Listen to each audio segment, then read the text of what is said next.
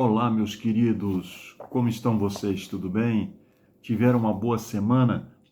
Pois é, nós estamos começando agora uma nova lição, a número 10. E o título é muito interessante, o assunto é controverso, não só no mundo científico, mas também na medicina, mas também, infelizmente, no mundo cristão. E nós vamos tirar essas dúvidas. O título é Espiritualismo Exposto. O verso áureo está em 1 Tessalonicenses, capítulo 4, verso 16 e 17. Fala assim: porque o mesmo Senhor descerá do céu, com alarido e com voz de arcanjo, com a trombeta de Deus, e os que morrerem em Cristo ressuscitarão primeiro.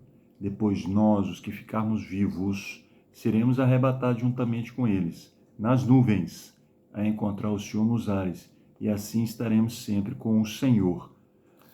Meus queridos, há muitas décadas atrás, vieram à luz histórias sobre experiência de quase mortes, nas quais pessoas que morriam e que depois voltavam à vida e faziam relatos incríveis do que tinham visto e ouvido enquanto estavam mortos.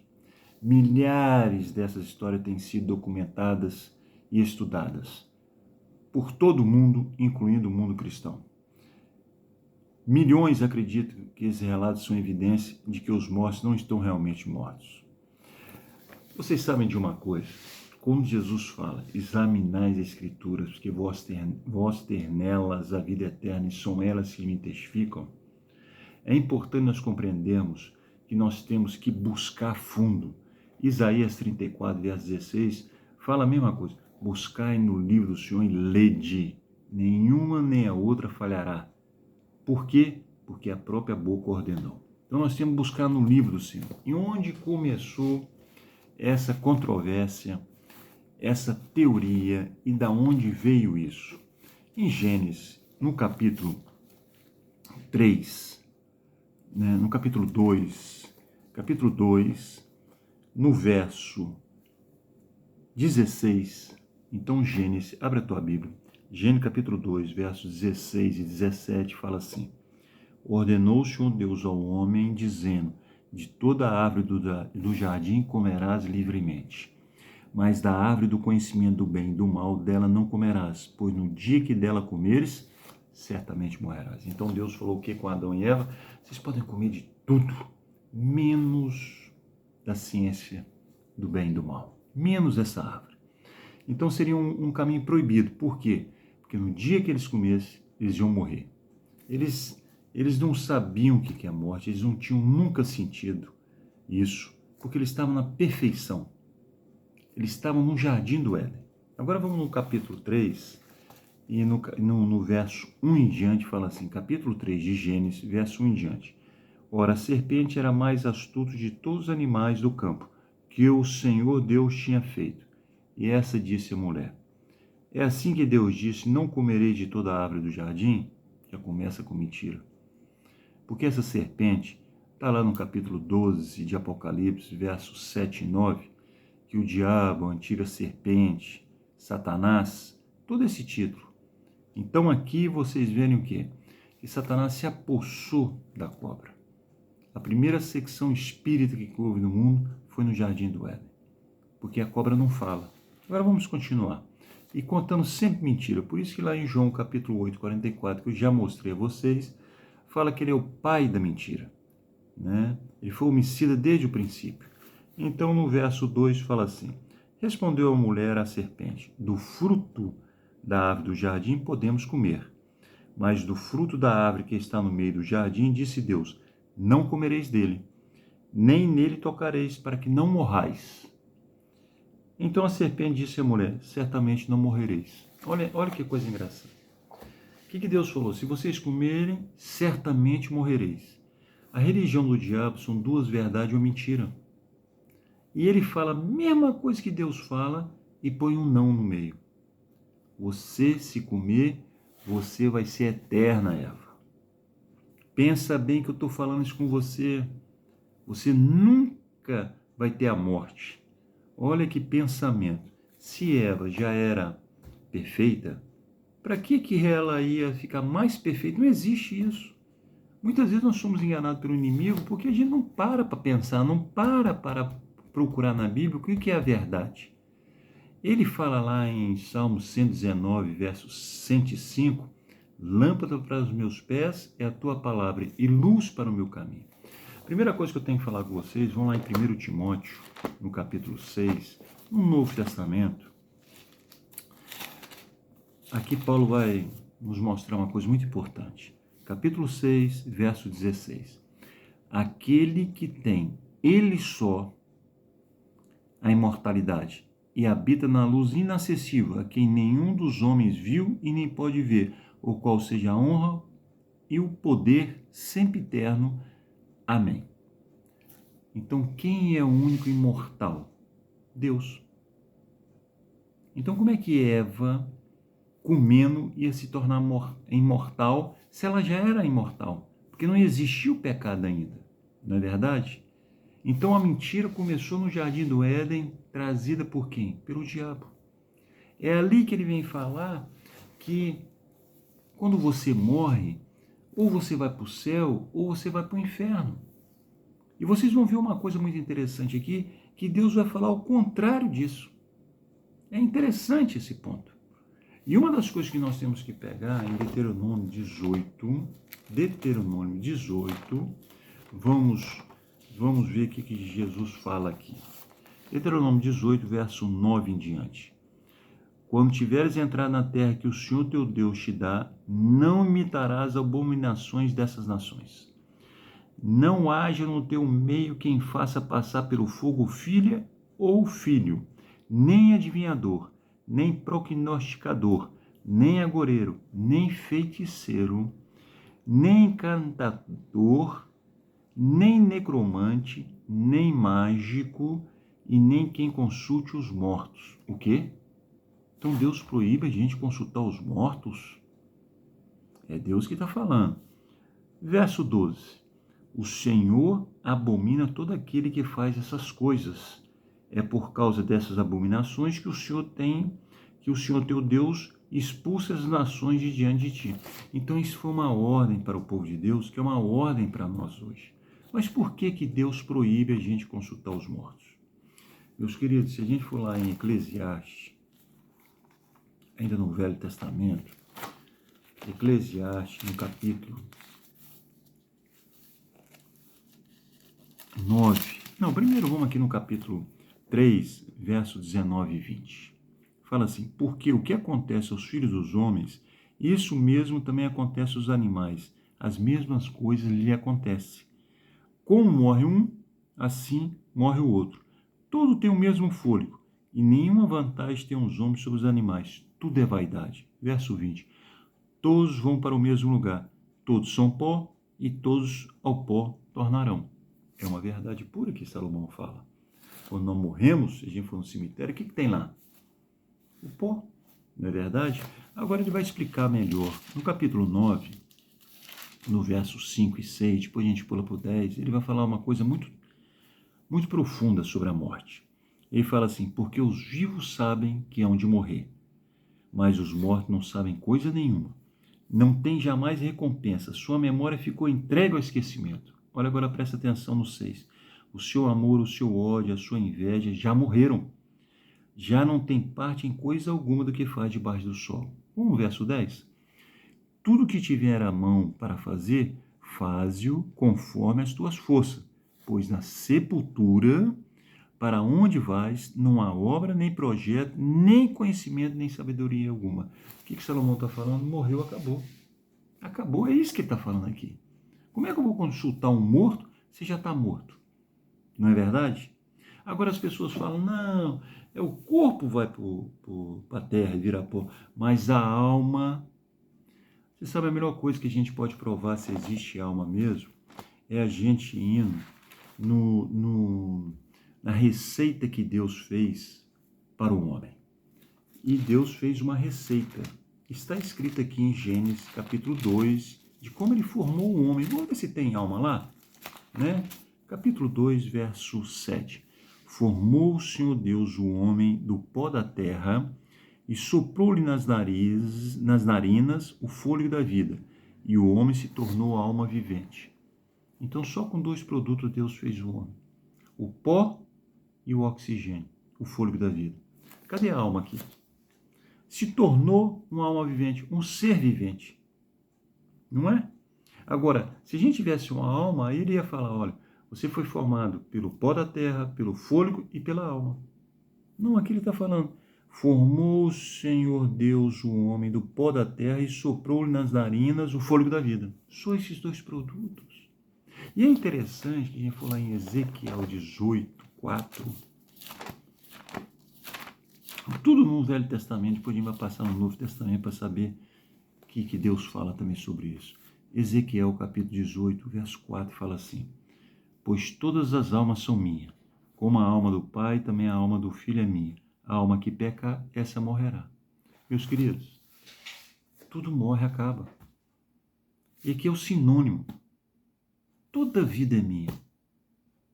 Mas aquele que pecar e não se arrepender, acabou, morre. Vamos lá em Romanos, capítulo 6, né? Romanos, capítulo 6, verso 23. Pois o salário do pecado é a morte. Estão entendendo isso? Desde que Eva transgrediu e Adão, a morte veio. Mas o dom gratuito de Deus é a vida eterna em Cristo Jesus, nosso Senhor. Nós estamos destinados à morte eterna. Mas Jesus morrendo na cruz, ele nos dá gratuitamente a vida eterna, se nós aceitarmos. Amém? Vamos ver em Isaías. Eu gostaria que a gente fosse em Isaías. Isaías fala uma parte muito bonita. Capítulo 38. Isaías 38, verso 18. Pois não pode louvar-te a sepultura, nem a morte glorificar-te. Não esperarão em tua verdade os que descem a cova. Agora repara bem o 19. Os vivos, ele vai repetir novamente. Os vivos, este louvarão como eu faço hoje. Pai aos filhos fará notória sua fidelidade. Os mortos não têm jeito de louvar a Deus, porque eles já estão debaixo da sepultura. Não existe ciência, não existe projetos. Está escrito lá em Eclesiastes. Isaías confirma isso. E tem várias partes do Velho Testamento que confirma. Essa teoria da imortalidade da alma, infelizmente, entra no jardim do Éden com o pai da mentira. O nosso enganador, infelizmente, um anjo caído que é Lúcifer, Satanás. Entenderam aqui o problema todo que acontece nessa teoria que não vem de Deus, mas sim vem do homem? E o pior é que Deus proíbe a gente consultar feiticeira, consultar aquelas pessoas que dão as cartas do seu futuro, ou lê a sua mão, né? E quem consulta os mortos também, meus queridos. Se você está nessa situação, fuja. Vem para o caminho de Deus. Leia a Bíblia. Em Salmos fala um versículo muito bonito que eu decorei. Dirige os meus passos nos teus caminhos, para que as minhas pegadas não vacilem. As minhas pegadas não podem vacilar se Deus dirigir no caminho dele. E nós temos que ter isso em mente, esse foco. E no Novo Testamento? No Novo Testamento, João, no capítulo 8, fala dois versículos muito interessantes. João, no capítulo 5, verso 28 e 29. Fala assim: não vos maravilheis disso, pois vem a hora em que todos os que estão no sepulcro ouvirão a sua voz e sairão. Todos. Os que fizeram o bem sairão para a ressurreição da vida, e os que praticaram o mal para a ressurreição da condenação. Eu conheço um jovem evangélico que ele falou que quando a pessoa morre, vai diretamente para o céu. E a pergunta que eu fiz foi o seguinte: vem cá, mas espera atenção. Então nós dois vamos para o céu. Tudo bem? Ah, tudo bem. E quando Jesus voltar, eu vou ter que morrer novamente? Ele vai me ressuscitar? Como é que é isso? Se está falando que todos vão ressuscitar, e em 1 Tessalonicenses, aqueles que estiverem vivos aqui na terra serão levados com Deus para viver eternamente, bom, se eu já estou no céu, o que eu vou fazer aqui na terra? Confuso, né? Essa teoria não tem nem condições de analisar, porque não é bíblica. Cuidado com isso, meus queridos. Não vão pela conversa do homem. Lá em Atos, capítulo 5, verso 29, fala uma coisa muito importante. Pedro fala, mais importa obedecer a Deus do que aos homens. Isso é muito interessante. Eu gostaria que vocês também fossem em 1 Coríntios, capítulo 15. Não temos muito tempo para debruçar completamente, mas vamos dar a certeza do que a Bíblia fala. No capítulo 15, do verso 3 até o 6, fala assim: Pois primeiramente vos entreguei o que também recebi, que Cristo morreu por nossos pecados segundo as Escrituras, o que foi sepultado e que ressuscitou ao terceiro dia segundo a Escritura. 5. E que foi visto por Cefas e depois pelos 12. Agora o verso 6. Depois foi visto uma vez por mais de 500 irmãos, dos quais vive ainda a maior parte, mas alguns já dormem. Estão entendendo? No Velho Testamento, a morte é um sono. No Novo Testamento, Paulo confirma isso também. É um sono, porque senão vão ressuscitar. Então vão ficar adormecidos, aqueles que morrerem vão ficar adormecidos na sepultura, esperando o quê? A ressurreição, a volta de Jesus. No capítulo 15, no verso 51 e 52, Paulo explica ainda profundamente. Eis que vos digo um mistério. Na verdade, nem todos dormiremos. Olha lá, nem todos morreremos. Mas o que ele fala? Dormiremos. Mas todos seremos o quê? Transformados. No momento, no abrir e fechar de olhos, ao soar a última trombeta, pois a trombeta soará, e os mortos ressurgirão incorruptíveis, e nós seremos transformados. Por que não piscar de olhos? Porque Adão, quando morreu, ele descansou. Quando Jesus ressuscitar, parece que foi instantes. Foi rápido. Já aconteceu isso com vocês? Comigo já aconteceu muitas vezes. Muitas vezes a gente vai dormir tão cansado, e põe um despertador para despertar às 6 horas da manhã ou 7 horas da manhã. Parece que foi 5 minutos. A gente deitou no travesseiro e daqui a pouco o despertador está despertando. Foi uma coisa assim, tuf! É assim a morte. Todos aqueles que morrerem, eles vão descansar. E quando Jesus voltar nas nuvens, está lá em 1 Tessalonicenses, não vamos ler ainda, eles vão ser ressuscitados. Vai ser num piscar de olhos. Num piscar de olhos. Vamos lá em Apocalipse, capítulo 20. Eu gostaria que vocês acompanhassem essa leitura.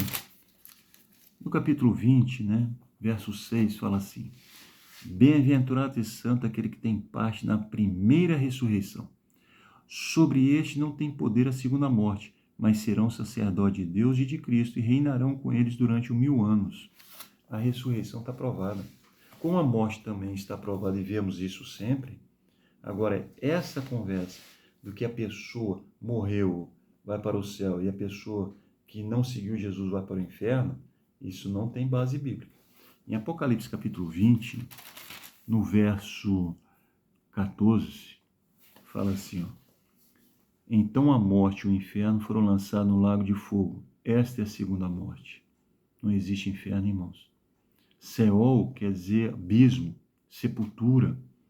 Entenderam? Um amigo meu falou uma coisa muito interessante. Ele falou, mas que Deus de amor é esse, Pagani? Que eu vou ser salvo, eu estou na Canaã celestial, e minha mãe e meu pai não foram salvos, eu estou vendo eles lá no inferno queimando. Deus não tem sentimento, seu Pagani?